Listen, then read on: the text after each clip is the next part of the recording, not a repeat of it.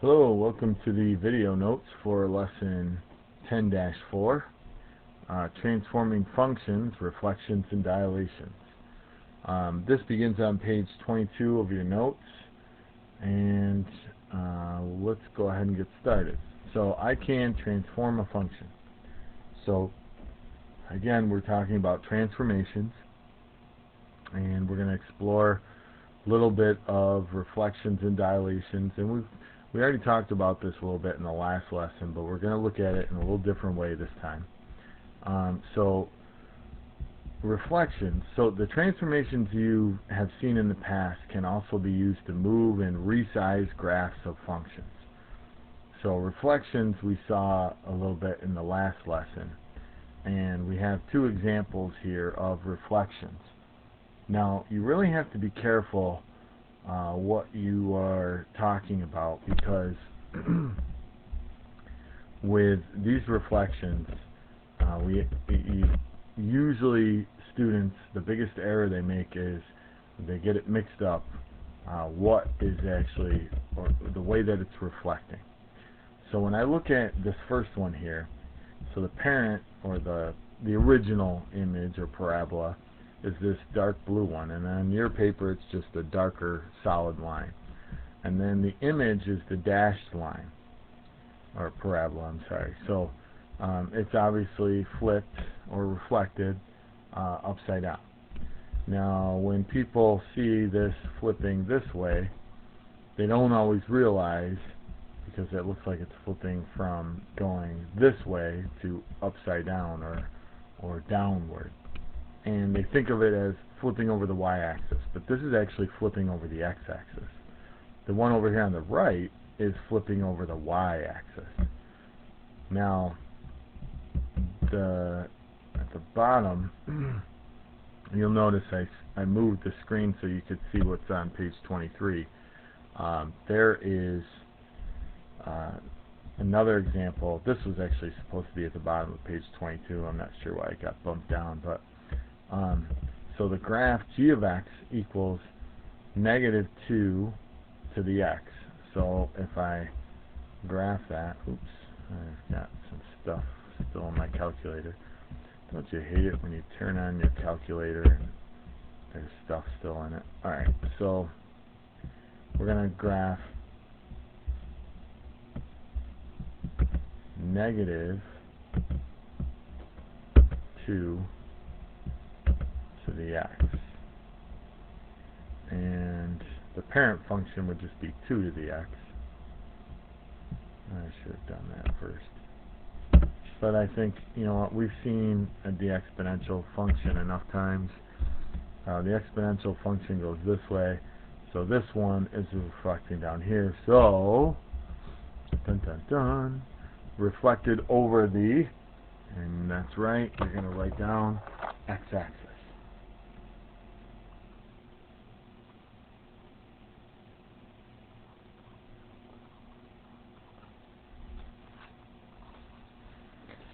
So let's take a look at the other one. Now it looks basically the same, but the negative is now in front of the exponent. So what does that do? Well, let's go to y equals. We'll clear this out. You know what? Let's just put the parent function in, just because. Probably should have did it on the last one, but this time we've got 2 raised to the negative x power. I love this tool here. So parent function is going to come first. That's our typical exponential, going a curve this way. Now look at that.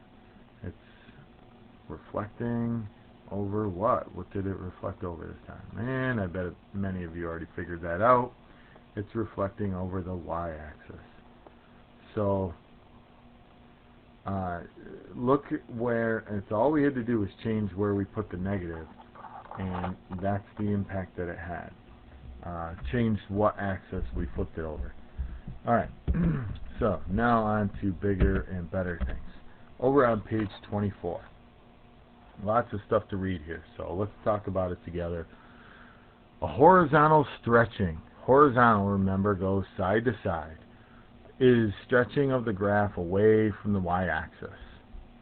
horizontal compression is squeezing of the graph towards the y-axis. So when you look at this picture over here, the solid blue parabola, which on yours is just a solid, looks like black or dark gray, is the original parabola. And then we have one image here on the inside and one image here kind of on the outside. So the one that's the compression is the one inside. It's like squeezing it towards the y-axis.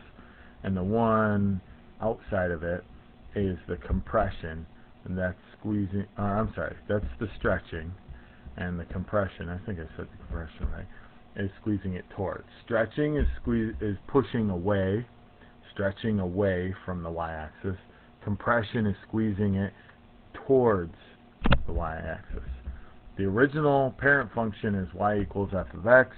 The horizontal stretching or compression of the function is the function f of ax. Now, a is a coefficient of x, some number that we're multiplying it by.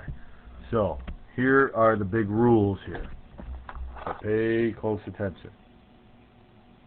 Alright, so, oh, by the way, you know what? Circle these right here because these are the big ideas. Horizontal stretching, horizontal compression, and then, if a is in between, so if the coefficient is in between 0 and 1, in other words, if it's a fraction or a decimal, the graph is stretched horizontally. So notice here when we see our example, we've got 0.25 or 1/4 x. And because it's between 0 and 1, it caused stretching. Here, this example, the one that's inside, the one that's compressed, it's a number that's greater than 1. And when it's greater than 1, that's compressed horizontally. Alright? And that's what causes it to grow faster, if you remember that from earlier. Okay, so the next thing we're going to talk about is vertical stretching, which is the stretching of the graph away from the x-axis, and vertical compression is squeezing the graph towards the x-axis. If the original or parent function is y equals f of x, the vertical stretching or compression of the function is the function a f of x. So the coefficient now is outside and multiplying by the whole thing. So again, here's our big ideas. You know, if a is in between 0 and 1, a fraction, it's compressed vertically. If it's greater than 1, it's stretched vertically. Now, I want to talk about this example here. This actually is the parabola that comes from x squared minus 2. So let's pull this bad boy up here, and we're going to clear out what we have. Now watch. And I don't think the horizontal stretching or compression was that big of a deal. This one might be a little harder to get your mind around. So what we have is x squared. Now you got to arrow over because we don't want it to be part of the exponent, minus 2. And then hit graph. And this is our original parabola. This is our starting parabola. Okay? Now, if, let's go back to y equals, if I do the same thing, but if I put a 3 in front of it, so I've got to put everything else inside parentheses. So x squared, arrow over, minus 2, and parentheses, and now hit graph. Dun dun dun. The big idea here is by doing this compression,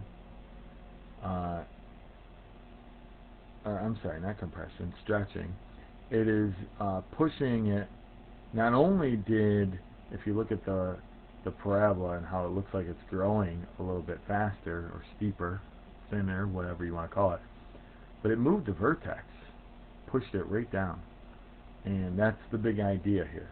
All right, so and that's our vertical stretching, vertical up and down, horizontal side to side. All right, so enough fun with that. I just wanted a reason to break out the fun little calculator tool, so there, I got it. Alright, so the graph j of x equals 5 times 2 to the x power. Alright, so the 5 is the coefficient outside, so this is actually just like what we had just seen. It's vertical stretching, stretched. And you know what, actually I'm going to let you try to do the, you know what, I'm going to give you the answers, but I'd like you to try this on your own. Plug these into your calculator and see what happens. So the parent, or the original for this, would be 2 to the x. If you put a little 3 in front of the exponent, what does that do? Well, it's compressed horizontally. Here, you know, we have our coefficient, which is in between 0 and 1, so that means it's going to be compressed vertically. So these two kind of go together because they're the vertical compress and stretch. So these two obviously are going together. And since it's x over 2 as our exponent, that's like multiplying by 1/2. This is a stretch horizontally. Alright? So there's a bunch of examples that come after this on pages 25 through 27. So I want you to try some of those on your own. 25 has the answers at the bottom to help guide you, but then there will be an answer key at the bottom of this web page with the rest of the answers. So after you try it, go and check it on your own. Hopefully you'll understand this, but if not, make sure you get some help from a friend or come and see me. Good luck, and we'll see you in math.